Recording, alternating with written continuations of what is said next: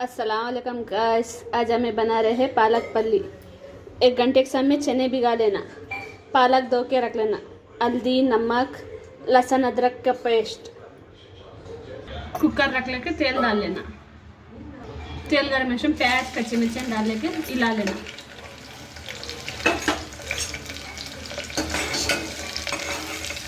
प्याज कच्ची मिर्ची थोड़ा ये उसमें नमक हल्दी डाल लेके मिला लेना। इसे मिला लेना। अदरक लहसुन का पेस्ट डाल लेना, डाल लेके मिला लेना। इस तरह उसटे में चने की दाल डाल लेना। चने की दाल डाल लेके अच्छे मिला लेना।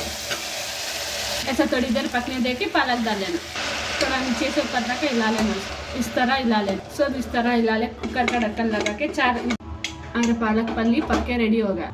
इसे हिला के देखना दाल गला है। पक के रेडी हो गया हमारा पालक पल्ली। रोटी के साथ पूरी के साथ खाए तो भी अच्छा रहता। हमारे चैनल को लाइक करिए, सब्सक्राइब करिए, शेयर करिए,